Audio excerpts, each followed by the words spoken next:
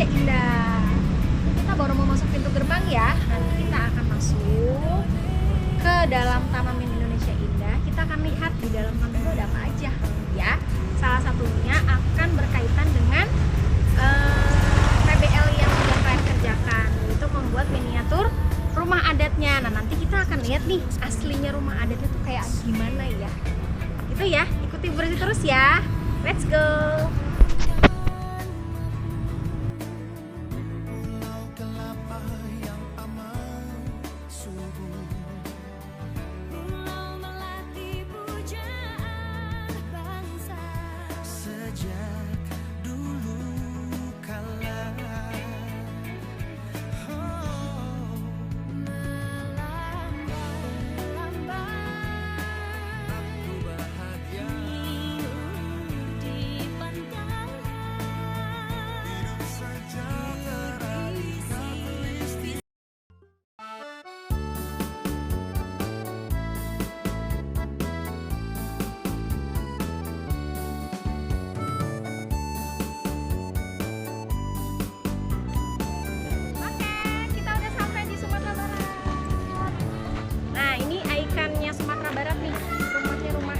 Gadang ya.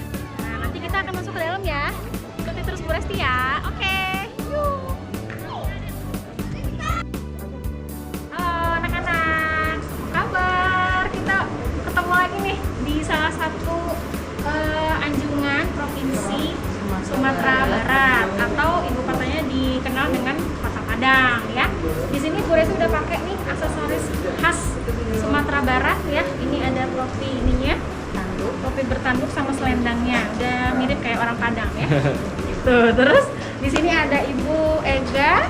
Nanti Bu Resti akan bertanya-tanya nih sama Bu Ega tentang ciri khas dari Sumatera Barat ya. Oke, ikuti terus ya. Ya, Bu Ega boleh tanya sedikit tentang rumah adat Padang nih. Kenapa sih kok rumah adat Padang tuh kok ada tanduk di setiap pinggirnya itu, kenapa ya filosofinya? Ya, jadi Ibu Ega mau ngasih tahu ke kalian semua filosofi dari rumah adat Sumatera Barat. Nah, rumah adat Sumatera Barat itu terkenal dengan rumah gadang. Nah, itu bentuknya seperti tanduk di atas gentengnya ya, kalau gentengnya, ya di atasnya tuh seperti tanduk. Itu karena kita ini dikenal dengan suku Minangkabau. Sumatera Barat itu terkenal dengan suku Minangkabau yang artinya kerbau menang atau menang kerbau. Jadi kayak tanduk kerbau gitu ya Bu? Iya, karena dulu suku Jawa itu tuh mau mengambil kekuasaan Minangkabau gitu, Sumatera Barat. Lalu dia mengadu sapi gitu.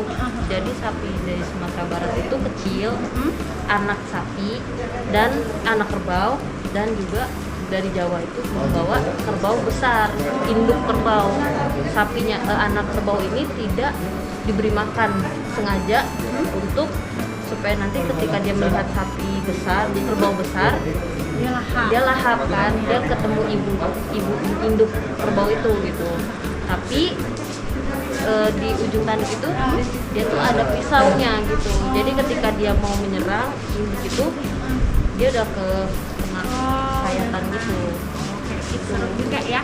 Terus ini Bu, satu lagi, kalau misalnya kita makanan khas Padang tuh kan banyak tuh di mana-mana tuh. Iya. Apa aja sih Bu makanan khas? Nah, salah satu makanan dari Sumatera Barat yang paling terkenal dan udah internasional itu diakui di seluruh dunia, yaitu rendang. Itu dia masakan terenak nomor 1 di dunia gitu, karena rempah-rempahnya gitu. Dan yang kedua itu adalah dendeng balado biasanya ya, bisa ditemuin juga dendeng balado. Dan yang ketiga sate Padang, itu paling banyak ditemuin ya di jalanan. Oke, udah pernah ngerasain juga ya Bu ya? Iya. Juga ya. Terus ini Bu, satu lagi tentang pakaian khas Padang nih. Kenapa terus juga warnanya kok sering kita lihat warna kuning, merah, sama hitam tuh Bu? Kenapa tuh? Oke, kalau warna emang Sumatera Barat tuh terkenal dari 3 warna, kuning, hitam, merah. Kalau hitam itu melambangkan kedermawanan gitu, bangsawan gitu. Kalau merah udah pasti sama kayak Indonesia, berani. dan kuning itu bijaksana. Oh, bukan kayak kalau ada kuning kan kayak emas tuh jadi kaya gitu kan? Oh enggak, karena kuning itu kita melambangkan bijaksana. Jadi bangsawan, berani dan bijaksana gitu. Cukup banyak ya pengetahuan anak-anak ya tentang ladang, tapi nanti kita akan lihat lagi pengetahuannya dari beberapa yang akan Bu Resti perlihatkan di sini sekalinya. Oke, terima kasih ya. Dah.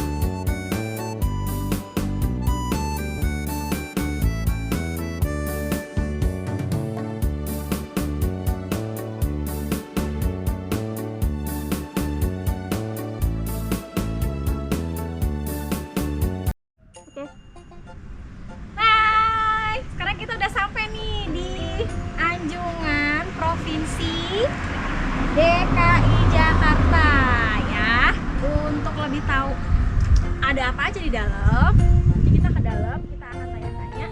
Terus kita akan tahu apa sih ciri khasnya dari rumah adat DKI Jakarta ya. Yuk ikuti Bunda terus ya.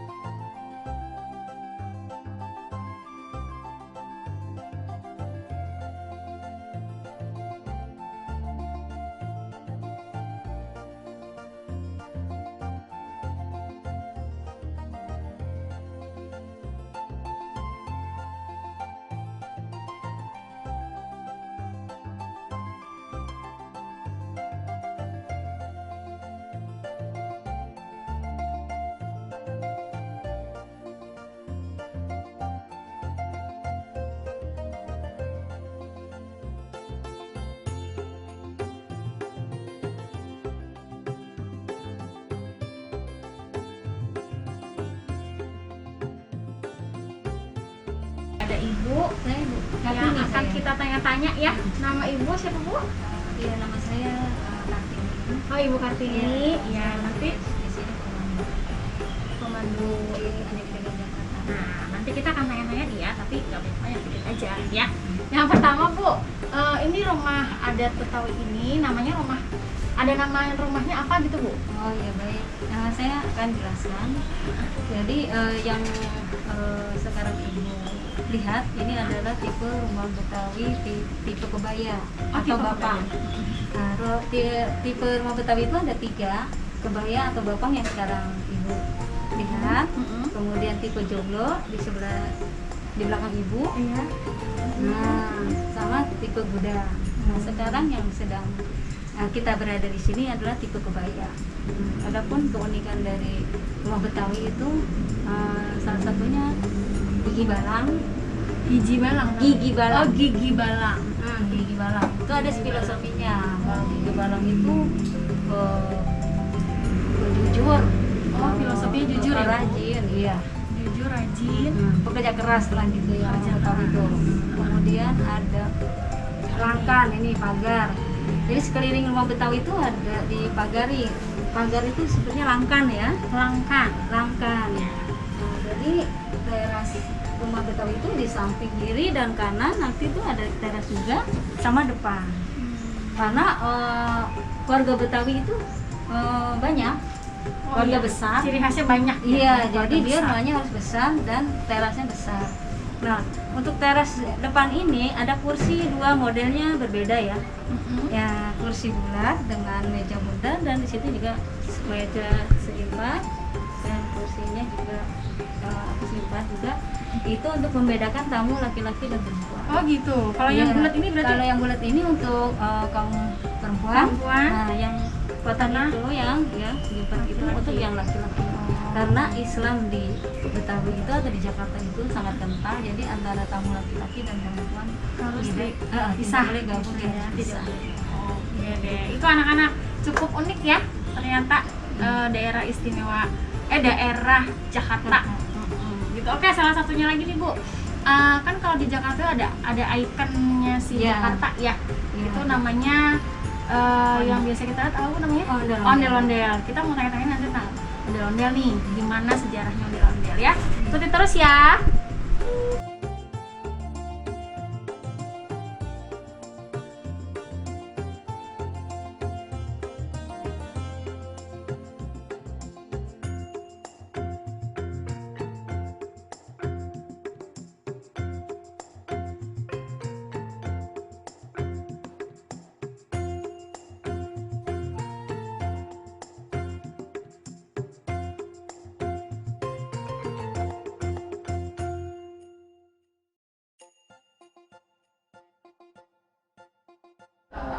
Oke, kita udah sampai nih di ikonnya Jakarta, yaitu ondel-ondel.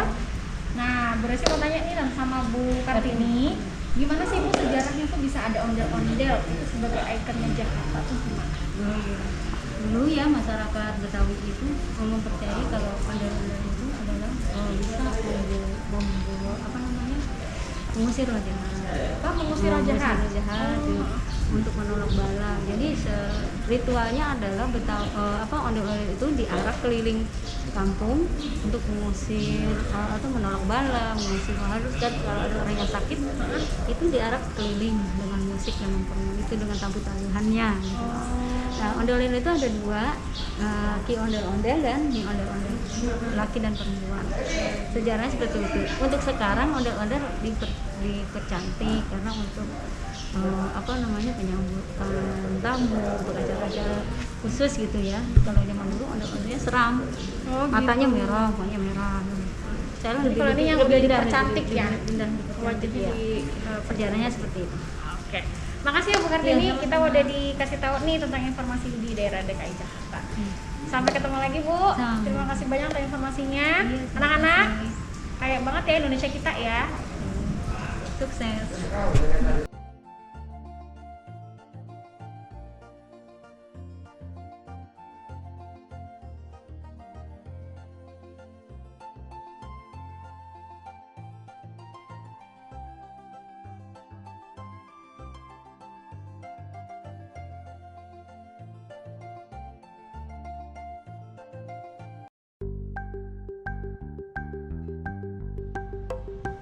Oke, balik lagi dengan Bu Resti. Bu Resti sekarang hari ini sampai di salah satu anjungan dari Pulau Jawa. Ya, salah satunya itu Provinsi Jawa Tengah. Ya, Provinsi Jawa Tengah ini nanti kita akan masuk ke dalam, kita akan lihat apa saja yang terdapat di anjungan Provinsi Jawa Tengah. Ikuti terus ya. Oke, anak-anak, kembali lagi sama Bu Resti. Ini Bu Resti udah masuk nih ke salah satu anjungan dari dari Pulau Jawa. Nah, salah satunya adalah Provinsi Jawa Tengah. Nah, di sini Bu Resti masuk ke bagian alat musik khas dari Jawa Tengah. Di sini Bu Resti ada Bapak yang nanti akan menjelaskan nih. Namanya Bapak siapa? Pak Singgi. Pak Singgi. Nah, Pak Singgi ini adalah salah satu staf di Provinsi Anjungan Jawa Tengah ya. Boleh tanya sedikit-sedikit ya Pak? Ya, boleh, silakan. Untuk di Anjungan Provinsi Jawa Tengah ini nama rumah adatnya nih ada rumah adat apa aja ya Pak? Ya. Kalau di Jawa Tengah itu rumah adatnya namanya Joglo. Joglo. Ya, kalau yang ada di Anjungan kita ada contoh ini ada Joglo, juga ada rumah kudusan. Ada dua di sini. Ya. Kalau Joglo ini adalah replika dari bentuk pendopo dari Keraton Mangkunegaran Surakarta. Oke. Gitu.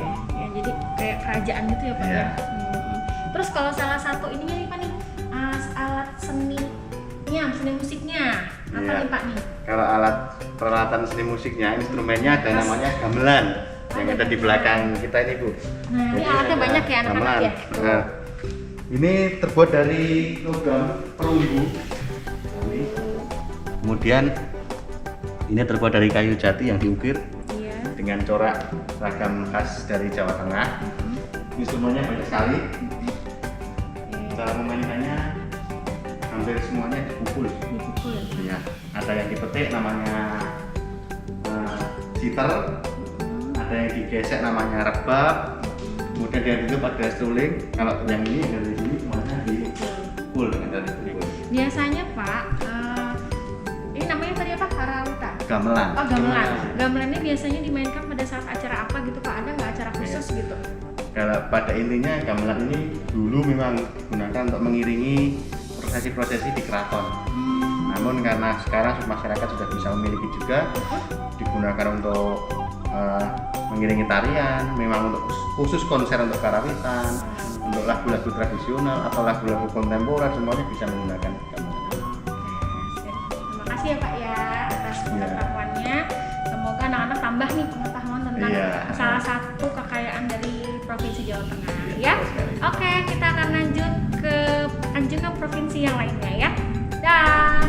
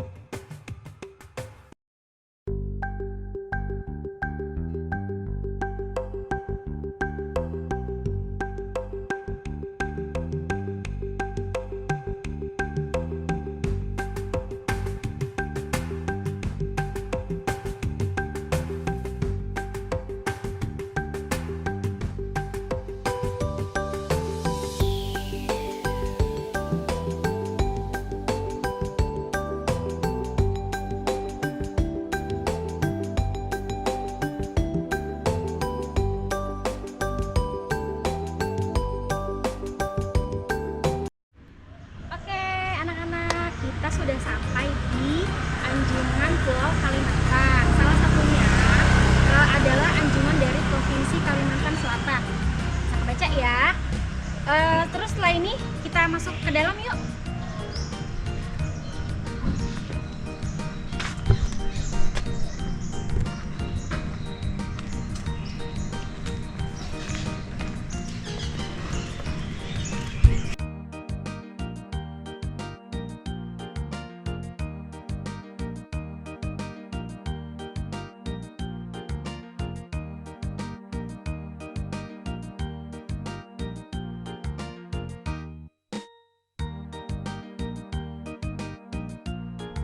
Oke, anak-anak, kita sudah sampai nih masuk ke dalam Anjungan Provinsi Kalimantan Selatan.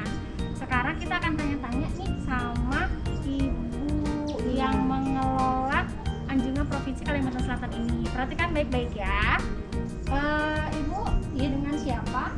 Oh ya boleh, kenalkan nama saya Mimin. Saya kebetulan mengelola di Anjungan Kalimantan Selatan. Nah, kita boleh tanya-tanya nggak Bu? Boleh. Sedikit. Yang pertama nih kita udah keliling-keliling tadi di Kalimantan Selatan ini.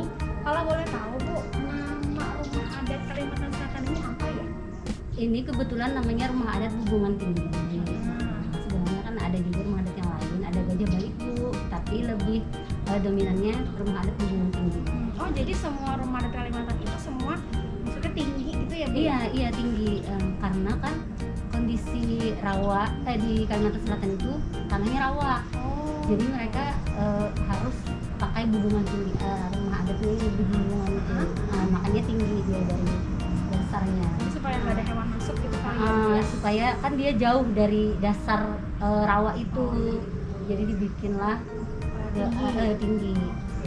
Terus Bu, saya tadi lihat juga nih di beberapa ornamen Kalimantan Selatan ini kok banyak itu ornamen yang menjulang tinggi gitu. Itu emang ciri khasnya atau gimana Bu? Iya, itu sudah jadi ciri khas. Kalau boleh tahu menceritakan tentang apa? Mungkin sebetulnya kalau misalkan ini ya, ini kan ornamen ini bentuknya nanas sama dua itu manggis. Jadi kayak emang seperti itu aja sih, flora gitu. Iya bentuknya emang Khusus ya? iya pasti flora. Pokoknya kalau ornamen Kalimantan Selatan itu flora. kalau di dalam ada bagian-bagian ciri khas lain Bu? Iya ada yang di dalam ada alat musik tradisional, ada foto-foto tarian tradisional Kalimantan Selatan juga, sama ada baju adat. Oke. Anak-anak kita lihat ke dalam ya. Yuk.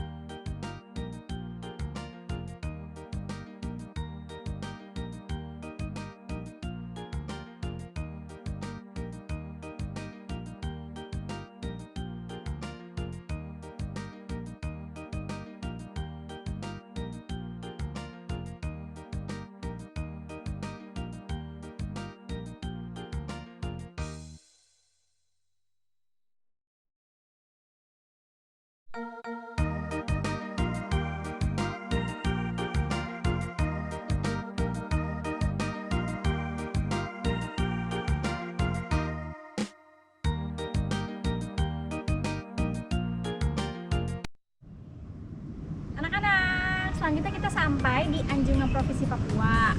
Nah, untuk mengenal bagaimana ciri khas dari Anjungan Provinsi Papua, kita masuk ke dalam ya.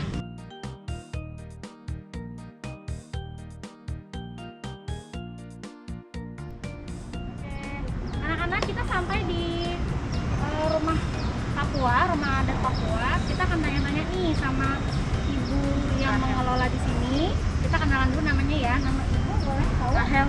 Oh, Ibu Rahel. Ibu Rahel. Boleh tanya-tanya sedikit nggak Bu? Kemarin kan anak-anak bikin tuh Bu miniatur rumah adat Papua. Nah, anak pengen tahu nih nama rumah adat itu apa sih? Papua itu? Sebenarnya di Papua itu kan nggak hanya ada satu suku, jadi setiap suku beda-beda bentuk rumah. Jadi ada 271 suku, 300 bahasa.